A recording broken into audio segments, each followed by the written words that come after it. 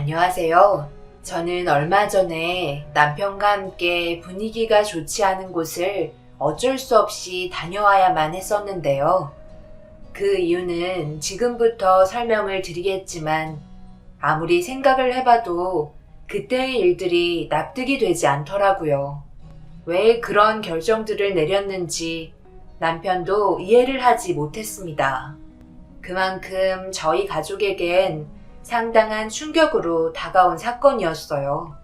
남편과 결혼 생활한 지 10년 만에 처음으로 시모에게 쓴소리를 듣게 되었습니다.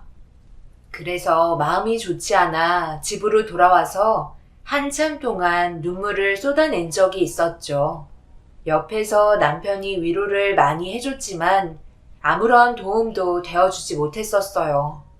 시간이 지날수록 계속되는 시모의 눈치는 점점 더 저를 지치게 만들었죠. 저도 전혀 알지 못했었고 남편과 결혼 이후 알게 된 거라 많이 당황스러워 했었는데 처음엔 시모도 많이 놀라셨는지 손주를 안아보실 수 없는 아쉬움보다 제가 힘들어하는 아픔을 이해하고 위로해 주셨습니다. 주위에서도 듣는 얘기와 보시는 게 있으셔서 그런지 그동안 참고 말은 안 하셨지만 시모도 정신적인 고통을 많이 받고 계신 상황이었죠. 그런데 결국 터질 게 터지고 말았습니다. 동네 지인분이 손주를 또 보셨는지 시모에게 자랑을 하며 핸드폰에 있던 사진을 보여준 것 같더라고요. 워낙 눈치 없기로 소문이 자자한 분이셨는데 시모의 아픈 부분을 계속해서 건드렸고 결국 동네 싸움으로 번지게 되었습니다.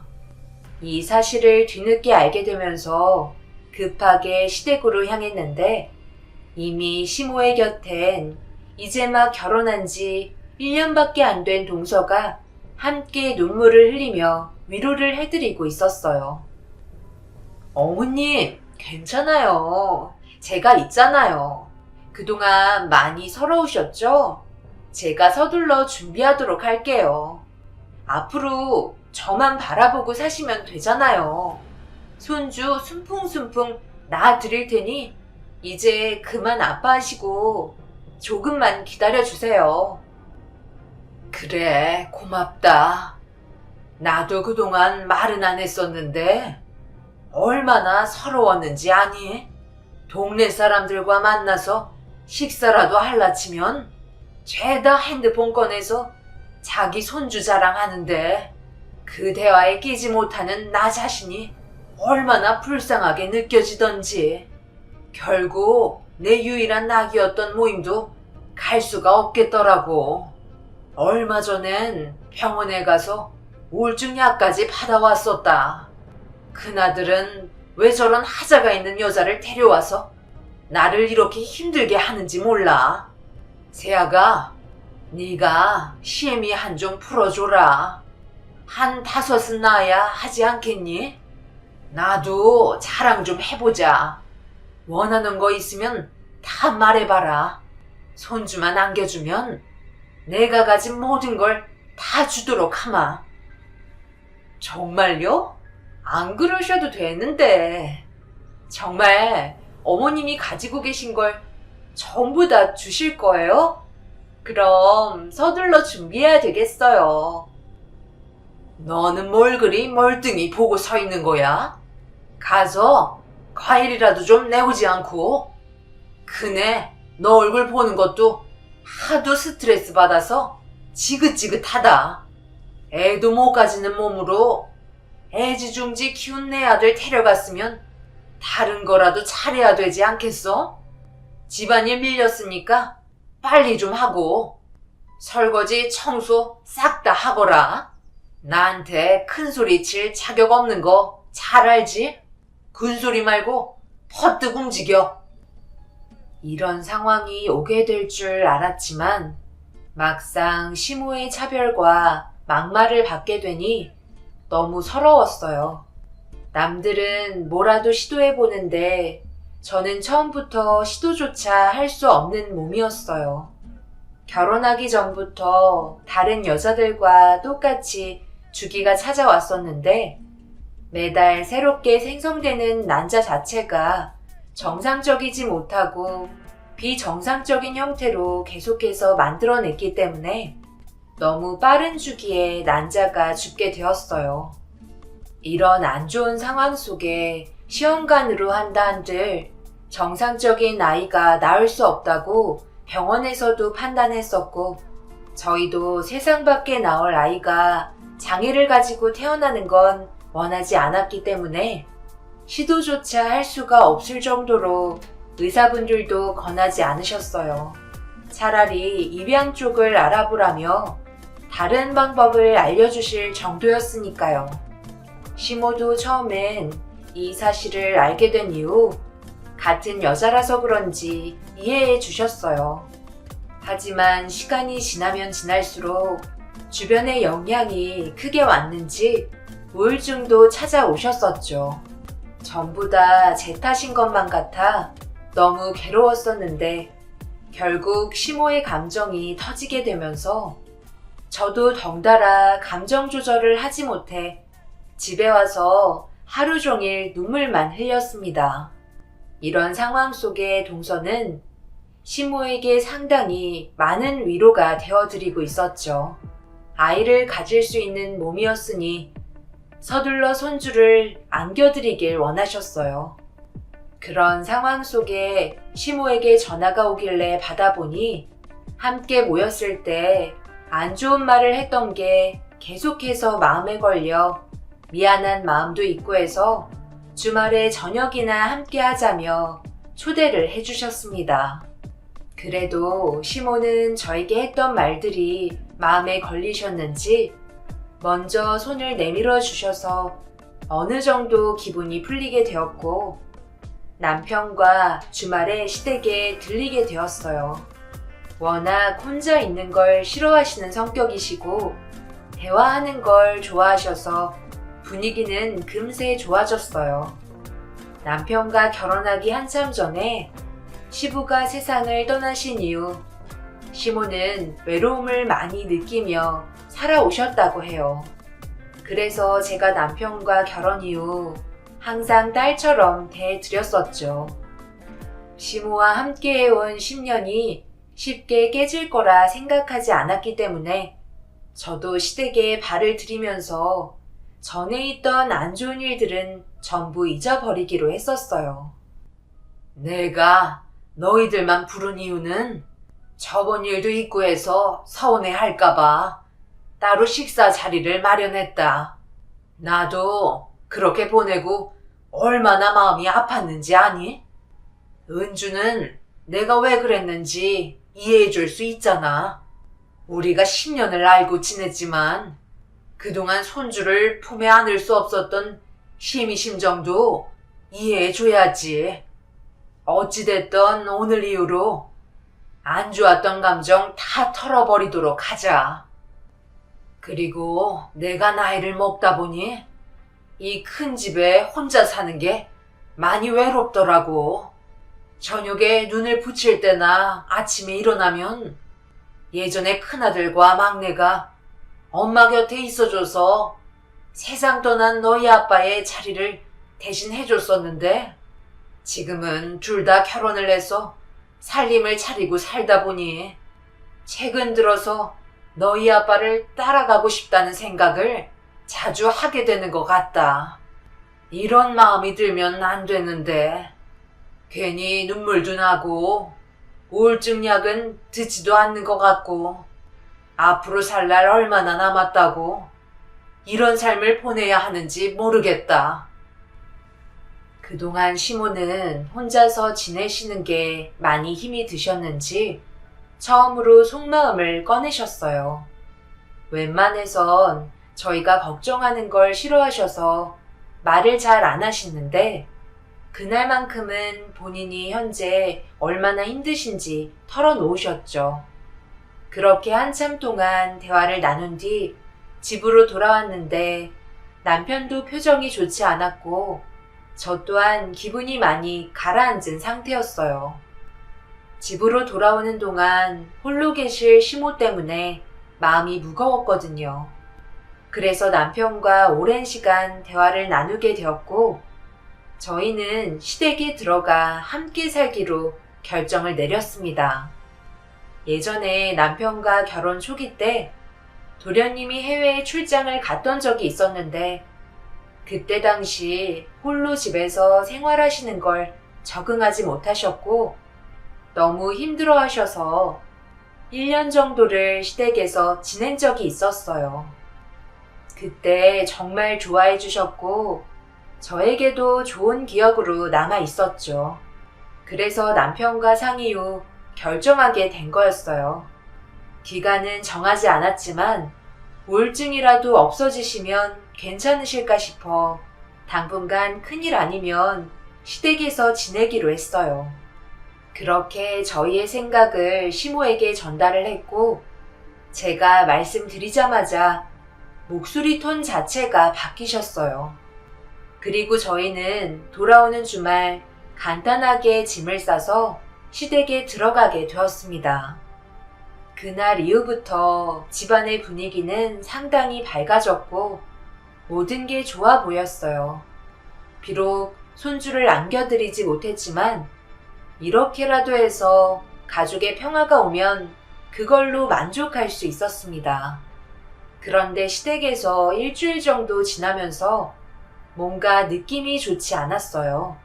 집안일과 시모와 시간을 보내드리는 건 저인데 되려 동서와 연락하는 시간이 많으셨고 동서에게 전화가 오면 기분이 한껏 업되셔서 방으로 들어가셨습니다.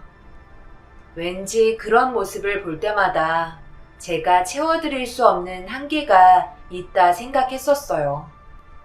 동서는 아기를 가질 준비를 하고 있었거든요. 그래서 시모의 기대와 시선은 전부 동서에게 꽂혀 있었죠. 은주야, 내가 말한 방은 정리가 다 끝난 거야? 먼지 하나 없이 청소는 깔끔하게 마무리했지? 지금쯤 오기로 했는데. 그런데 저기 방은 갑자기 왜 정리하라고 하신 거예요? 저는 이유도 모르고 일단 청소를 하긴 했는데 누가 오기로 했어요? 때마침 왔네. 뭐하고 있어? 얼른 가서 현관문 열지 않고 막내네 왔잖아. 앞으로 우리 집에서 같이 살기로 했다. 어머님, 저 왔어요. 잘 지내셨어요? 요즘 일이 너무 바빠서 연락을 많이 못 드렸는데 서운하시진 않으셨죠? 그래서 제가 선물 사왔어요. 형님이 그동안 어머님 곁에서 기분 맞춰주시고 계셨다면서요? 고생 많으셨네요. 앞으로 제가 어머님 옆에 찰싹 붙어 있으려고요. 얼마 전에 회사 일 그만두고 아이 가지려 준비 중에 있어요. 어느 정도 도움을 받아야 할 것 같아 어머님 댁에서 같이 지내려고요. 형님, 앞으로 잘 좀 부탁드려요. 제가 도움이 될진 모르겠지만 열심히 살림 배울게요. 그건 채연이 네가 신경 쓸 일이 아니다. 큰애가 알아서 다 할 테니까 아이 가지는 데만 노력하거라. 올해는 좋은 소식 들려줘야지. 그렇잖아도 너희가 앞으로 생활하게 될 방을 정리해놨으니 거기서 지내면 될 거야. 뭐하고 있어? 은준이가 짐 좀 들어주고 청소한 방으로 안내해줘야지. 제가 요즘 많이 먹어서 그런지 움직임이 상당히 굶주다니까. 확실히 저번보단 살이 좀 올라오신 것 같긴 해요. 어머님이 너무 잘해주셨나 보다. 저도 여기서 지내면 금세 몸 좋아지겠어요. 끝도 없이 들어오는 많은 짐들을 보며 너무 놀랐어요. 그리고 느낌이 별로 좋지 않았죠. 정신없이 짐을 전달받은 뒤 방을 안내해줬는데 동서의 표정이 별로 좋지 않았어요. 뭔가 마음에 들지 않는 듯 입이 툭 튀어나와선 시모에게 쪼르르 달려갔습니다. 그리고 둘이서 대화를 주고받더니 시모가 저에게 오셔선 하시는 말씀이 남편과 함께 쓰고 있는 저희 방을 빼달라는 거였네요. 너희는 둘이서 생활하는데 앞으로 우리 막내 며느리는 아이도 생길 거 아니니? 그러니 방을 바꿔야 쓰겄다. 지금 당장 그렇게 해줄 수 있는 거지? 채연아, 내가 생각이 좀 짧았다. 이해해주렴. 요즘 몸이 하도 좋지 않아서 사소한 것까지 전부 챙길 수가 없었어. 지금 바꾸면 되니까 우린 거실에서 과일이나 먹으며 그동안 못했던 대화나 좀 풀어보도록 하자. 은주야, 일단 너희 방에 있는 짐을 옮기기 전에 어제 사온 과일 좀 내오거라. 앞으로 아이를 낳아야 될 몸이니까 이쁘고 싱싱한 걸로 골라서 가지고 오면 될 것 같다. 그리고 오늘은 채연이도 왔으니까 밖에서 외식이나 하자꾸나. 어머님, 정말 감사해요. 그렇잖아도 요즘에 입맛이 없었거든요. 얼마 전부터 매운 게 너무 당기더라고요. 그리고 형님, 죄송한데요. 제가 차를 오랫동안 타고 와서 그런지 약간 멀미 기운이 있는 것 같아서 움직이는 게 좀 힘들 것 같은데 그럼 부탁 좀 드릴게요. 시모는 동서의 손을 잡더니 먼 길 오는데 고생했다며 쉬고 있으라면서 저보고 서둘러 과일 내오라는 손짓을 하셨습니다. 그때 처음 느껴보는 감정을 받을 수 있었어요. 일단 한층 밝아진 분위기 망치는 것보다 제가 움직이는 게 좋을 것 같아 아무 말 하지 않고 과일 내드렸습니다. 시모와 동서는 고맙다는 말도 없었고 저에게 시선조차 주지 않았어요. 그때부터 투명인간 취급을 받았죠. 도련님은 일이 바쁜지 짐을 옮기다가 통화를 하면서 밖으로 나가셨습니다. 결국 많은 짐들을 어떻게 할 줄 몰라 멀뚱히 보고 있는데 그 순간 동서와 눈이 마주쳤고 짐을 어떻게 해야 할지 물어보려 하자 갑자기 피곤한 척 시모의 어깨에 머리를 기댔습니다. 그리곤 하는 말이 짐 정리를 빨리 해주면 좋겠다고 시모에게 하고 싶은 말을 뱉기 시작했어요. 결국 혼자서 저희가 쓰던 방에 있던 짐들을 전부 작은 방으로 옮겼고 동서가 가지고 온 짐을 큰 방으로 옮겼습니다. 아이고 형수님, 제가 하려고 했는데 뭘 이런 것까지 신경 써주세요. 덕분에 숨 좀 돌릴 수 있을 것 같네요. 요즘 일이 하도 바빠서 전화가 불이 날 정도라니까요. 고생하셨으니 자리에 앉으셔서 과일 좀 드세요. 형은 언제 온대요? 잠깐만, 앉지 말고 집에 있는 것들로 음식 좀 해보거라. 어제 장 봐왔잖아. 그걸로 저녁 준비하면 되겠다. 네? 아까는 나가서 외식한다고 하셨잖아요. 그리고 도련님이 올지 몰라서 장 봐온 것도 양이 적은 편이에요. 너는 먹는 것 좀 줄여야 된다고 생각하지 않아? 있는 것들로 최대한 다 꺼내서 만들어봐라.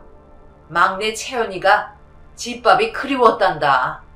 얼마나 먹고 싶었으면 외식하자는 걸 거부하겠니? 시간 늦어지기 전에 어서 서둘러 저녁 준비해라. 형님, 아까도 말씀드렸지만 제가 오늘은 몸이 좀 안 좋아서 부탁 좀 드릴게요. 그리고 집안 살림 아무것도 모르는데 첫날부터 양손 걷어붙일 수는 없잖아요. 오늘까지만 대접받아도 되는 거죠? 그러고 보니까 형님이 만들어주신 음식은 먹어본 적이 없네? 동서의 한마디 한마디가 너무 얄미웠고 저도 모르게 시모 옆에 찰싹 붙어있는 동서의 머리채를 잡아 흔들고 싶었습니다. 하지만 동서가 옆에 있어도 첫날이라 도움이 되지 않을 것 같아 꾹 눌러 참았어요. 그렇게 혼자 정신없이 저녁을 차리고 있는데 때마침 남편이 일을 마치고 집으로 들어왔습니다. 남편에게 연락할 시간조차 없을 정도로 바빴기 때문에 남편의 목소리가 귀에 들리는 순간 너무 서러워서 눈시울이 붉어지더라고요.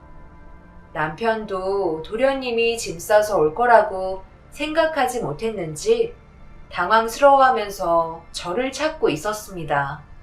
반가운 마음에 남편 앞에 모습을 드러냈는데 앞치마를 두르고 땀을 뻘뻘 흘리고 있는 저를 보자마자 남편의 얼굴이 붉어졌어요.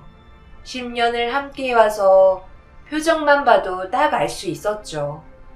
남편은 들어왔던 현관 쪽으로 다시 나가더니 잠시 뒤 차 안에 있던 야구 방망이를 꺼내 왔습니다. 갑자기 돌발 행동을 한 남편의 모습에 온 가족이 그 모습을 지켜보며 정적이 흘렀는데 도련님 앞에서 야구 방망이를 휘두르며 잡아먹을 듯 달려들었어요. 형, 갑자기 왜 그래? 우리가 뭘 잘못했길래? 화가 나선 방망이를 휘두르는데 말을 해야 할 거 아니야? 몰라서 물어? 너희들 개념이 없어? 보자 하니까 이것들이 형수를 뭘로 보고 있는 거야?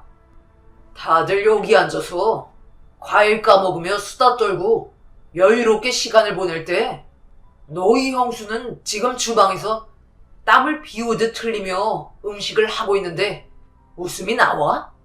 재수씨, 집안에서 오냐오냐 자랐을지 몰라도 여기도 엄연한 룰이 있고 눈치껏 해야 될 일들이 있는 거예요.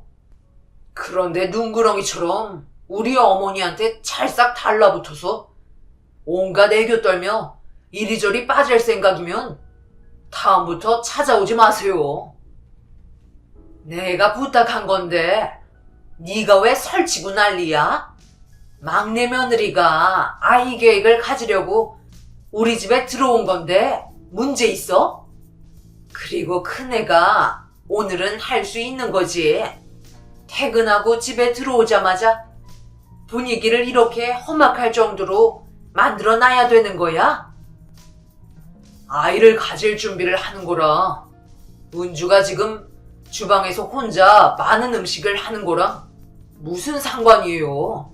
재수씨가 할 줄 몰라도 주방의 고개는 내밀어 봐야 하는 거 아닌가요? 그리고 저 짐은 뭐고 우리 짐은 왜 다 빠져 있는 거야? 딱 보니까 여기 와서 지낼 생각을 하고 있는 것 같은데 안 봐도 알겠네. 은주가 들어와서 집안 살림 다 해주니까 어머니께서 재수씨 불러드린 거죠? 편하게 지낼 수 있게 일부러 바닥을 깔아놓은 거 아니에요. 임신하면 옆에서 수발 들어줘야 할 사람이 있어야 하니까 미리 계획한 거 아니냐고요. 저희는 그것도 모르고 지금까지 멍청한 짓을 하고 있었네요. 남편은 밖으로 빼놓은 짐을 전부 차에 옮겨 실었고 2번 다시 연락하지 말라며 제가 착용하고 있던 앞치마를 달라는 손짓에 건네주자 받는 순간 동서의 얼굴에 던지면서 배고프면 본인들이 알아서 차려 먹으라고 소리를 치곤 저와 함께 나왔습니다. 시모도 인형 끈자면서 소리를 질렀고 그렇게 저희는 집으로 돌아왔습니다. 그리고 그날 이후 시모에게 연락조차 오지 않았고 도련님과 동서에게도 아무런 연락은 없었습니다. 남편이 이렇게까지 화가 치밀어 오른 건 동서의 잘못된 행동이 한두 번이 아니라서 남편도 참다 터진 것 같았어요. 도련님이 중간 역할을 잘해야 하는데 똑같이 행동하고 있으니 더는 참을 수 없었던 거죠. 그렇게 서로 연락을 안 하고 지낸 지 5년이 훌쩍 지나가 버렸어요. 시모도 그렇고 동선에도 각자 기분 상한 게 다르기 때문에 누구 하나 먼저 손을 내밀지 않았습니다. 그런데 뭔가 느낌이 별로 안 좋았어요. 동선애가 임신했다는 소식을 전혀 듣지 못했었거든요. 정상적이라면 분명 아이를 가졌다는 소식을 접할 수 있었을 텐데 무언가 문제가 있는 듯 보였습니다. 남편은 그쪽 사정 신경 쓰지 말라며 집에서도 처리 못한 업무를 보고 있었는데 남편의 핸드폰으로 5년 만에 도련님한테 전화가 왔어요. 쓸데없는 말 할 거면 전화 끊을 테니까 용건만 말해.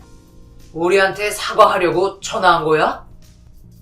형, 아무래도 엄마가 좀 이상한 것 같아. 와서 봐줘야 될 것 같은데. 이번 주 주말에 시간 좀 내줄 수 있겠어? 그동안 엄마의 행동이 좀 이상하다고 생각했었는데 얼마 전에 바지에 실수를 하셨더라고. 병원 가기에도 무서워서 형한테 먼저 전화한 거야. 내가 봤을 때 치매가 오신 것 같은데 계속 오락가락 하셔. 우리가 그때 안 좋게 등을 돌렸지만 이건 별개의 일이잖아. 엄마가 자꾸 헛소리도 하시는데 요양원을 보내야 할지 고민이야. 우리는 지금도 여기에서 지내고 있어. 도련님이 전화 온 이유는 시모의 건강 문제 때문이었어요. 치매라는 말에 당황스러웠고 남편도 순간적으로 머릿속이 복잡해졌는지 한숨을 내쉬었습니다. 결국 주말에 남편과 함께 시댁을 찾을 수밖에 없었어요. 그런데 하필 그날이 또 명절날이었습니다. 명절 이후에 가려 했는데 도련님이 워낙 불안한 목소리로 빨리 와달라고 요청하길래 어쩔 수 없이 움직이게 되었죠. 그렇게 시댁에 도착해 현관문을 열자마자 저희 눈앞에 펼쳐진 건 경악할 정도로 집안이 난장판이 되어 있었네요. 도련님은 집안을 난장판으로 만들고 있는 시모를 따라다니며 말리고 있었고 동서는 소파에 앉아 TV를 보고 있었습니다. 이런 생활을 언제까지 했던 건지 모를 정도로 충격적인 현장이었죠. 이런 와중에 저희가 왔는데도 쳐다보려 하지도 않는 동서의 행동이 더 어이가 없었습니다. 남편은 말도 섞고 싶지 않았는지 무시를 했고 저도 남편을 따라 시모한테 다가갔어요.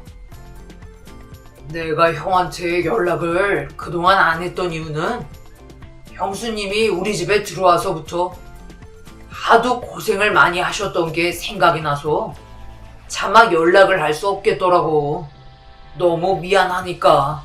그래서 버틸 때까지 버티려 했는데 치매라는 게 혼자서 감당하기에는 너무 벅차네.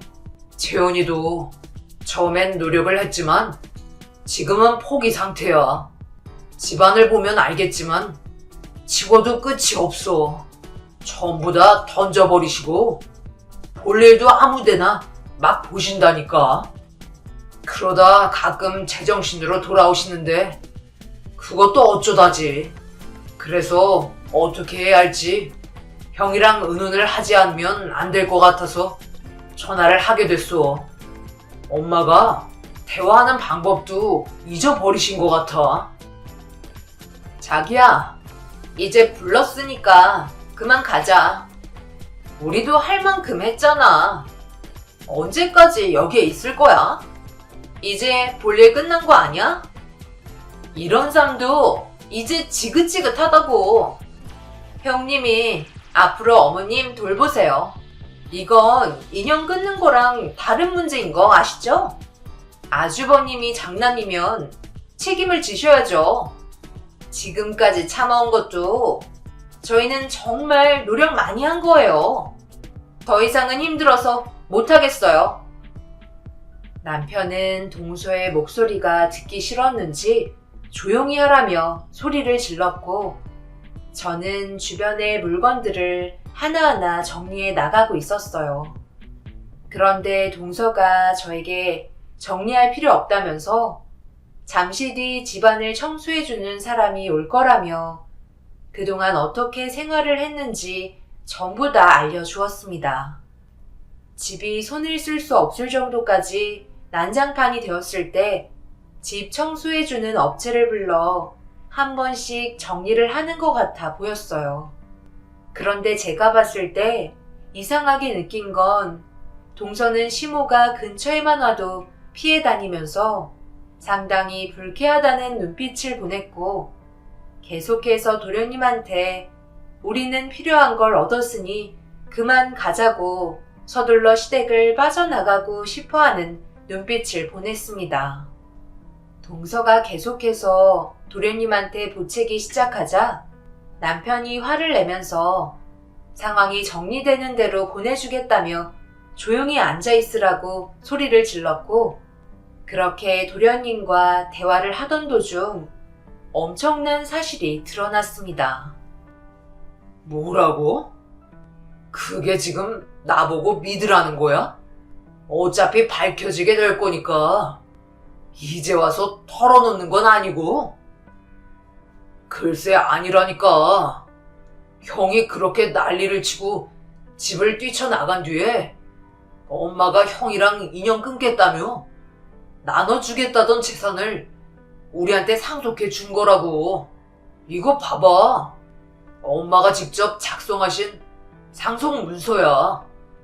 혹시라도 형이 나에게 넘어간 재산을 탐내할까봐 이런 것까지 작성하셨어. 내가 지금 이 마당에 왜 거짓말을 하겠어?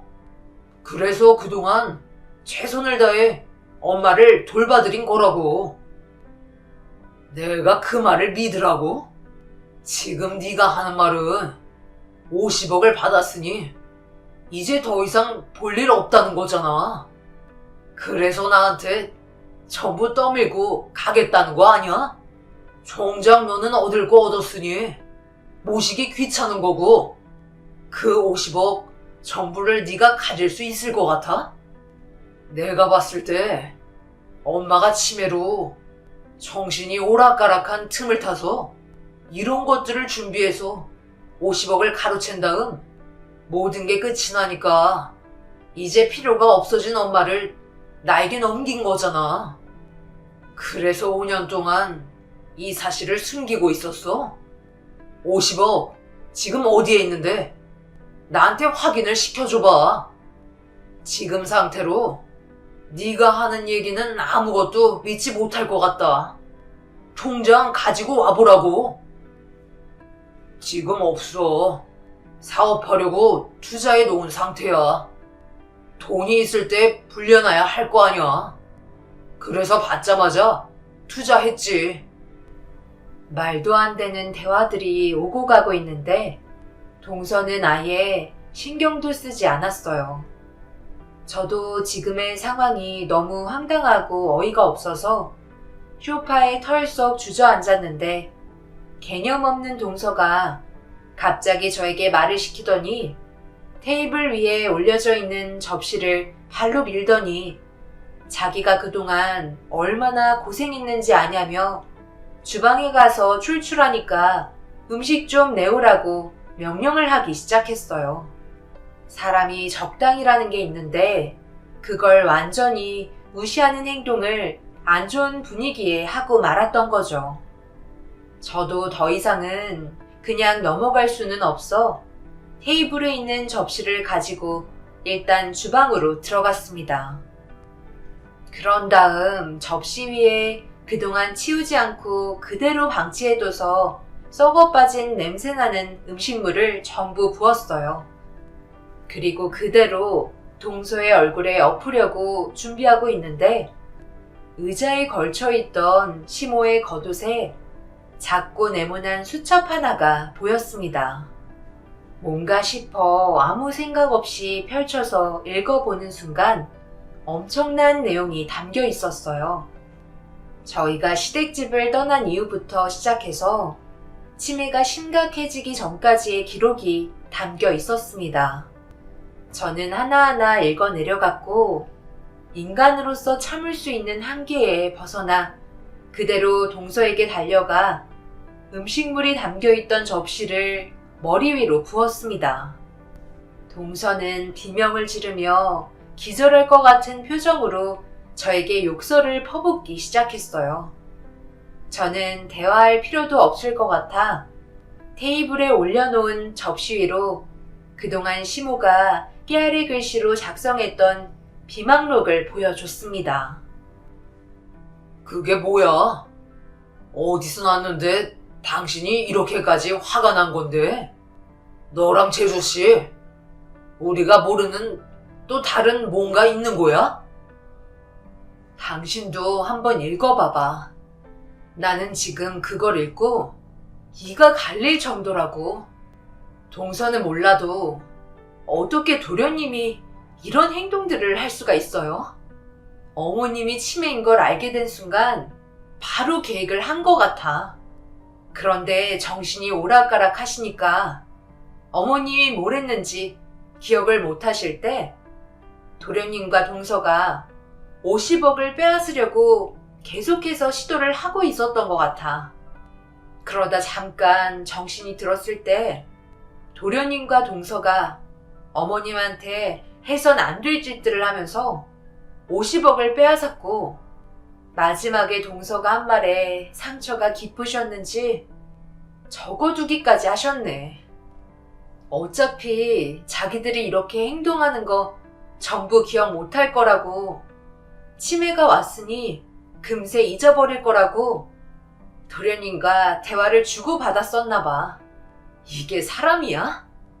그리고 마지막 페이지 읽어봐봐. 자신이 그동안 사람을 잘못 봤다면서 우리한테 했던 행동들에 대해 전부 후회한다고 내용이 적혀 있어. 너무 미안해서 차마 연락을 하지 못할 것 같다고 하셨어.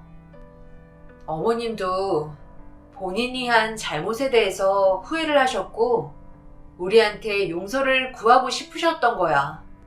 그런데 도련님과 동서는 이런 상황을 이용해서 어머님의 재산을 가로채고 이젠 우리한테 병들어버린 어머님을 떠넘기려 해? 당신들은 평생을 콩밥 먹어야 되겠다. 남편은 시모가 적은 비망록을 읽어보더니 털썩 주저앉아 버렸고 그 자리에서 오열을 하고 말았습니다.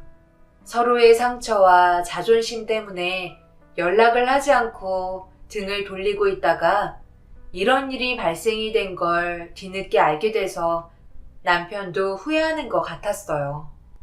한 번이라도 시댁에 찾아와 봤다면 이런 상황을 미리 막을 수 있었는데 그렇게 하지 못한 자신을 원망하고 있었습니다. 결국 도련님과 동서는 치매인 시모를 상대로 금품을 갈취한 죄를 물어 징역을 면하지 못했어요.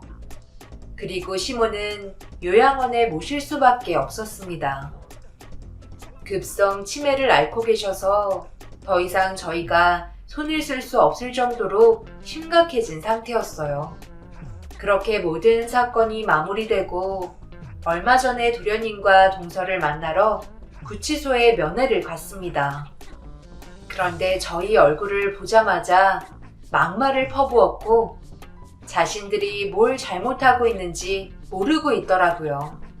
치매 노인이 가지고 있어봤자 쓸모없는 돈 불려보겠다며 가져간 건데 그거 가지고 상황을 이렇게 크게 만드냐며 구치소에서 나오는 날 가만두지 않겠다고 도련님과 동서는 분노에 가득 차 있는 상태였어요. 한숨밖에 안 나왔습니다.